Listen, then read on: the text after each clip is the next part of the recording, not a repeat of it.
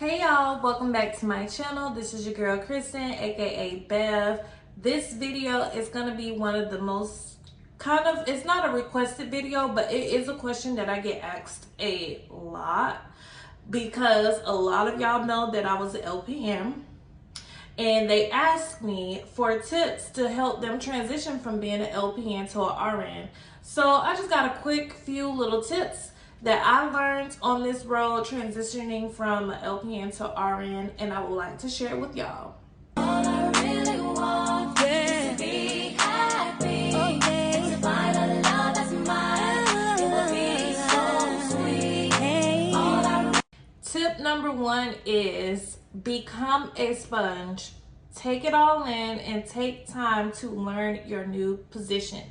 I know you've been a nurse for XYZ many years as an LPN. However, being a nurse as an RN is a total game changer, especially if you went into a new setting, such as being a bedside nurse in an acute care hospital. Regardless if it's ER, OR, med surg, ICU, whichever department you go to, if it is a change from what you did as an LPN, as far as like a doctor's office, or maybe in a nursing home, or maybe even in working in a med surg unit, your role as an RN is going to change.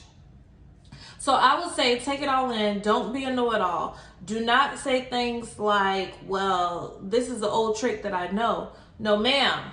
Do not do it. Even if you do it when you're in the room by yourself, by all means, practice how you practice. But when you're in your preceptorship or in your nurse residency, or when you're in your interview, do not try to come off as if you know it all, because then the person who's training you is going to back up and let you fall on your face. So become a sponge, take time, give yourself grace to learn your new position, because we do a lot more things as an RN that I never did as a LPN, like hanging medications, drips, pushing medications, because LPNs should not be pushing IV medications.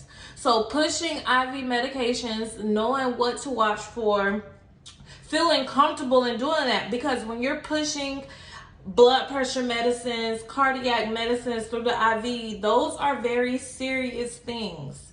So build up that confidence. Take your time to learn. That's going to be tip number one. My biggest tip is to take your time. If you don't take anything else from the rest of this video, tip number one, take time to learn your new position.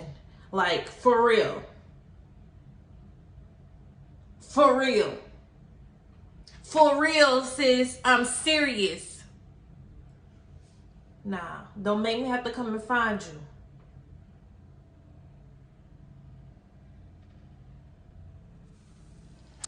Tip number two is form and grow relationships. The nursing world is a small community.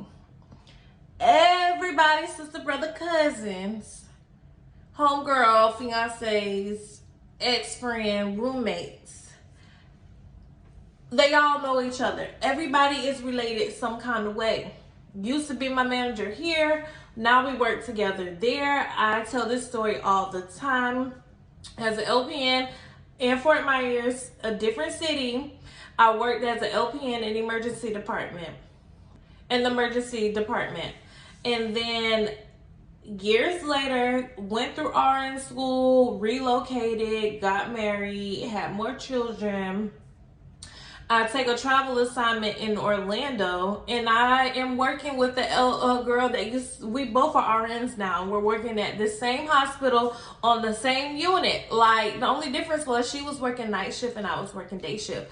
So you will run into these people again. Might as well get on good standing with them.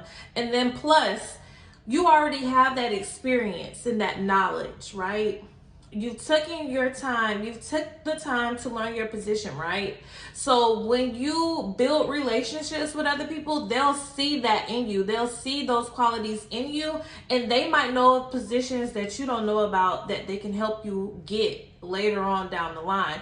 Or they'll recommend you. Oh, I know Christen. She's a really strong RN. She has a good background. She was an LPN. She's very knowledgeable, well-versed, and I think she'll be a good candidate. They talk about you in rooms that you don't even know exist. So you need to get friends with these people.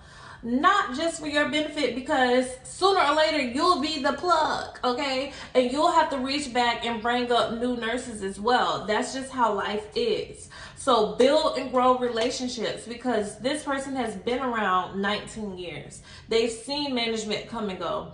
They've seen patients crash, and when you need that help because you're taking your time to learn your position, right?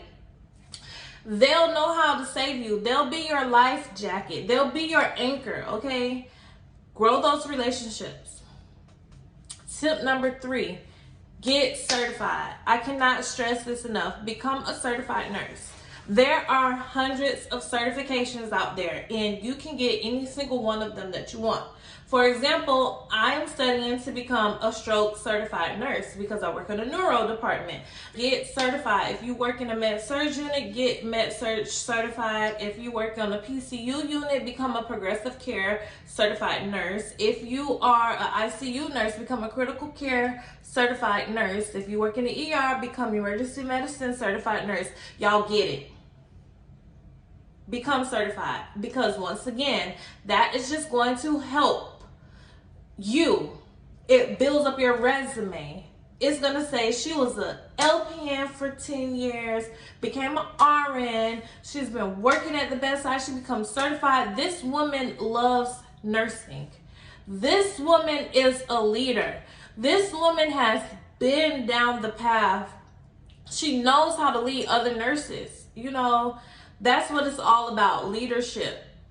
Another tip I'd like to drop is rounding with doctors. I'm pretty sure it's kind of like a requirement, but when you're fresh out of nursing school and trying to make that transition from LPN to RN and wanting to feel comfortable, round with doctors, get to know your doctors, what they like, what they don't like, and then learn as much as you can. Because the doctors will let you know what they're focusing on, so you kind of can have that tidbit on what to focus on as you progress in your career and get comfortable. Because as LPNs, we're used to talking to them on the phone, because when we work in SNFs, they don't really come they come like once a month or once a week or something. Whereas in the hospital, they come every single day. So just round with your doctors, let them see your face, because then they'll build their confidence in you and knowing that you'll be able to follow through with their orders and you're not leaving things behind. Good tip. That is the tips that I can give you with transitioning. Do not let anybody, this is a sidebar, don't let anybody fake you off of it. Becoming an LPN is a big deal. It is a huge accomplishment. And now that you're an RN, it has only been a good foundation for you. It is counted as experience. However, it's just experience in a different way, because there's some RNs who can't handle working in a skilled nursing facility. They wouldn't know what to do. So you can play on the fact that you have good time management skills. You know how to prioritize, because working in a skilled nursing facility with 30 patients, you have to know how to prioritize, right? So just be confident. You know, no, you don't know it all, but you know enough. You know how to talk to doctors, that's a plus. You know how to handle families and patients, because you've done that aspect of it first. But when it comes to like the medications, the assessments, I would say take time to get to learn your position. And always be a helping hand. Always be respectful, kind, and courteous. These are things you should already know. We're all adults.